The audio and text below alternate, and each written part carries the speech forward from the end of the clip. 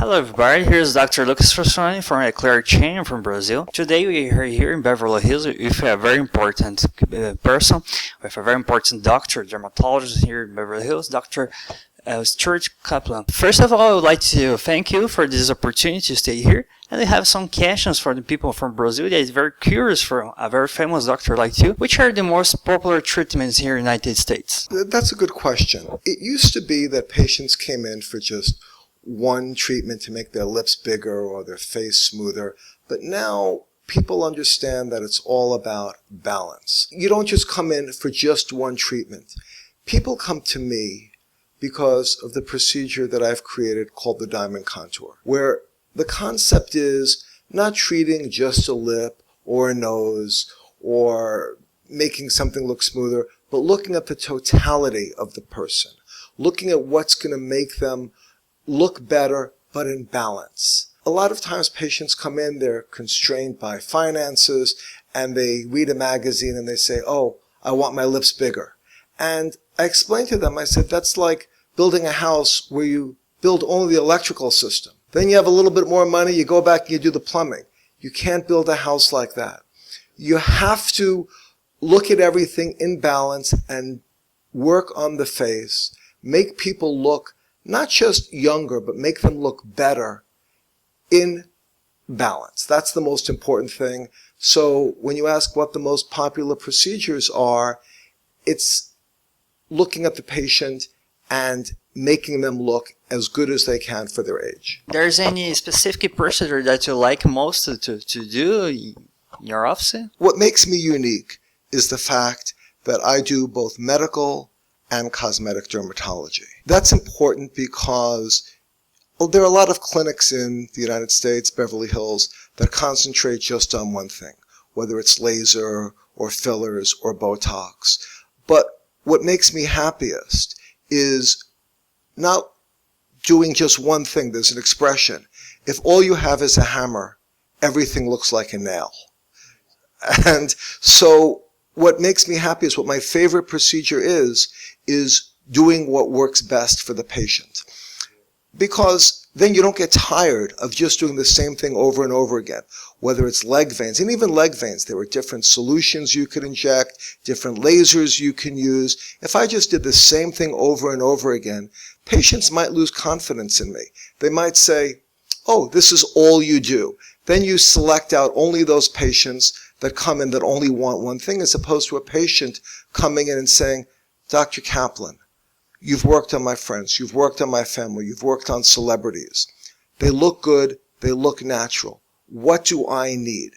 And that to me is the best compliment, as opposed to coming into an office or a clinic and saying, I want this, I want that. You have more than 28 years of experience in dermatology. Why did you decide to become a dermatologist? What's your influence for that? It's interesting because dermatology is the only specialty that treats every person at every stage of their life. Children have rashes, infantile dermatitis. When they get a little bit older, teenagers, they have acne. A little bit older, they may want cosmetic dermatology, sun protection. When they're older, skin cancer. There is really no other specialty where you treat entire families, men, women, all races, all nationalities. I appreciate and admire all the specialties, but pediatrics is just children, internal medicine is really 40 and up. Dermatology, I have treated within the families, 5 generations of families, grandparents, children that I've seen that were 8 or 9 are now having children of their own. And you become close with the family. Dermatology, because there's so much emotional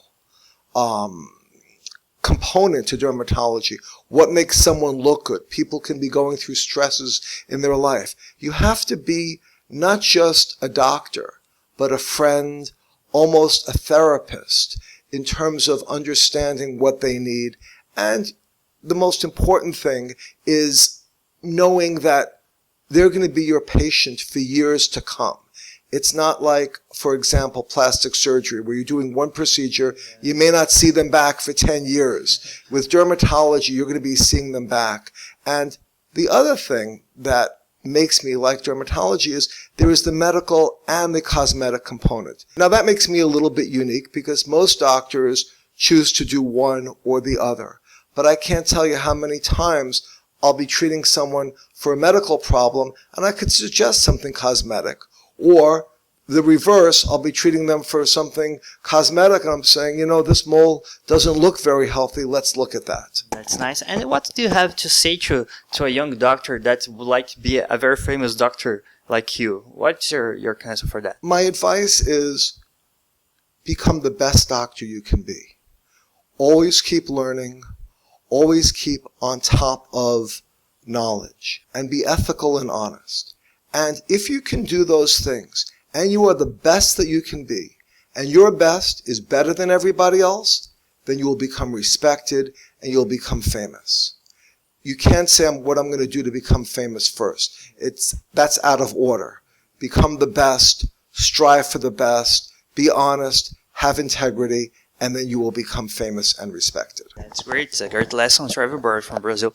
And I saw the Kaplan MD skincare line, and you have several products.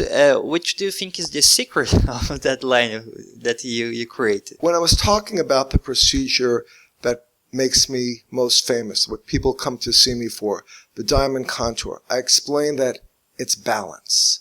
It's not one procedure, but knowing that the face, when you're younger, is shaped like a diamond. And as we get older, that diamond of youth becomes more of a pyramid. And it's recreating that diamond and doing everything in balance. A lot of what we do in dermatology treats the past, the errors that we've made because we haven't taken care of our skin. So I wanted to create a skincare line that really is the only way to do something preventatively. The procedures are in the past. Good skincare is in the future. So, to answer your question more specifically, I looked at the best ingredients that were in balance to help your skin become nourished, help it glow, help it flourish. Many skincare brands concentrate on one or two ingredients, and you have to buy a lot of different products. Ours is a lifestyle brand where all the ingredients are in the day cream. You don't need 5 different day creams. It's a lifestyle brand, which means you don't have to spend hours trying to collect all products to complete the nutrition that your skin needs. I've done the thinking for you. I've done the research for you. And the other thing is, I've tested it on hundreds of patients so that most brands test it on a few patients, and they test it on patients where their skin is already good. But as a dermatologist, you know that not everyone has perfect skin. And you want it to be for everybody. Men and women have similar skin. You don't go to the drugstore and say, I'd like an aspirin because I'm a man and there's a separate section for women. So skin, for the most part, needs the same nourishment. And if you can create a brand that makes it easy to use, so people will do it. If it's too complicated, people aren't going to use the brand. So we created one serum. Like you said, you're one of the top doctors of the UCLA University. And what's your inspiration today? What did you find inspiration to continue studying and looking for a new treatment? One of the things that also inspires me is you. Here you are, a young doctor, taking time out of your vacation to come here to learn and inspire others. And that inspires me as well. There aren't many like you. I just want to tell you that. Thank you very much. I appreciate a lot of that. Do you have a challenge, some treatment that challenged you to? It's hard to you to find an answer or like that? I think the hardest thing for me is setting patient expectations. The treatments that come out that are new, they were developed by human beings. They could be administered by human beings. There's nothing that's going to be hard for me to do. I do laser, all the different types of lasers, Mohs surgery, skin cancer, use the biologics. Everything new is going to be incremental. So it's not going to be hard for me to learn. What's hard is setting patient expectations. When someone has a skin cancer on the top of their forehead or on their nose, and they expect that because, oh, Dr. Kaplan, you're so famous, you're so good, you can take out this skin cancer without leaving a scar. That's hard. Or telling someone they've got melanoma and their life is going to be cut short. That's hard. But probably the most challenging is going back to the diamond contour, where you're doing everything in balance, not choosing to make lips bigger or just making the skin smoother, but everything else is sagging, or plumping the face so big with everything else looking like it's needing something else. I explain to my patients, if you're painting a room, you don't just paint 3 walls. The 4th wall will look worse. You have to do everything in balance. And if you only have money for 3 walls, maybe you wait so you can do the 4th wall. Or you do something else in the beginning. That's probably my biggest challenge, is readjusting expectations, because a lot of other news, or they show pictures in magazines, and you know that they're photoshopped. And they come in and they go, oh, how come this person looks so good at 50? And you say, no, what you're asking for is just not possible. Yeah, I'd like to say thank you for this interview, for the opportunity to be here in Los Angeles, Beverly Hills with you, Doctor. I appreciate a lot of the interview and the answer. I think it's very important for us Brazilians to have an example of person, of a doctor like this. Thank you very much, Doctor. Thank you very much as well.